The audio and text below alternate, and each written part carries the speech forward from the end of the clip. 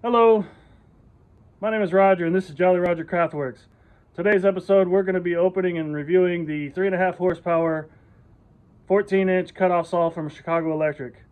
I got this at Harbor Freight, which I normally don't shop at too much, but I needed a new saw, so we're going to try it out.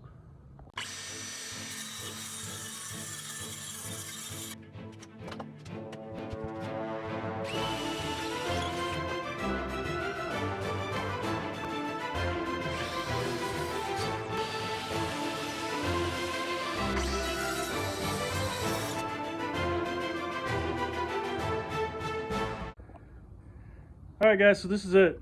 3.5 horsepower 14-inch cutoff saw. Nothing spectacular, but hopefully it'll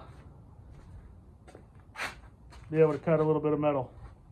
Anyway, I'm going to get it unboxed and we'll take a look at it. Okay guys, so this is it. Everything that was in the box. Of course, you got the saw, owner's manual, Allen key for changing out the blade, and then these are actually brushes for the motor, extra brushes. So this is not a brushless motor, obviously. So in here you've got a brush, and then when it wears out, you've got 2 replacements. I have no idea how long they're going to last. I don't expect the saw to last a real long time, but that's it. That's everything that was in the box. I'll get it set up, and then we're going to be making some a go-kart, me and my nephew, so stay tuned for that video. But I'm going to be doing a lot of cuts for that, so I'll show you some cuts with this, and then I'll do some thoughts afterwards, and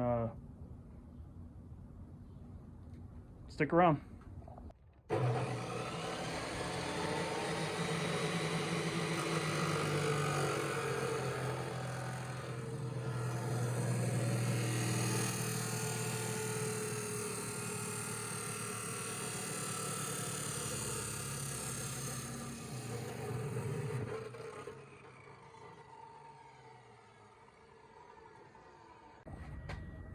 Hey guys, I want to just give a few initial thoughts or final thoughts on the Chicago Electric metal chop saw.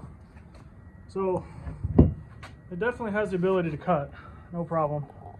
You cut this 1/4 inch steel, no problem. What I don't like about it is none of the cuts are exactly square. So if you're wanting precision cuts, this definitely isn't the saw for you, but it'll cut.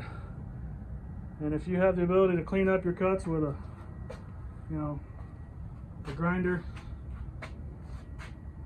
and you're just cutting small steel stuff like this, it'll work. By the way, this is a go-kart frame I'm building with my nephew. Say hi, Hudson. Hello. You can check out that video coming up soon. If it's already released, I'll put a link in the description. I'm not sure which one's going to come out first, but anyway, let me walk over to the saw and I'll point out a few things on it. Alright guys, so with any cheap saw or tool, and this is why I normally don't shop at Harbor Freight, but it worked for the purposes I needed it for today. So it's got its issues. For one, I don't think this thing is perfectly flat, perfectly level. The blade itself has got quite a bit of give to it, back and forth. And between the combination of those two things, I think that's a lot of the issue why I had trouble getting square cuts. I put a square up here and squared it to the blade. Everything was perfectly squared in line, and then you cut it and your cut's not square. And I think that's just the way a cheap saw like this is going to be. But if you're not, like I said, if you're not needing precision cuts and not needing real accurate cuts, and you're just wanting to cut some metal, this saw, not a bad value. I don't know how long it'll last, but I got 5 blades and the saw for 150 bucks. That's not too bad.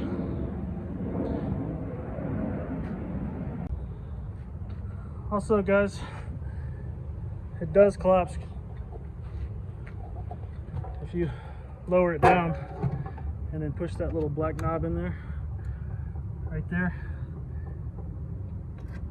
All right.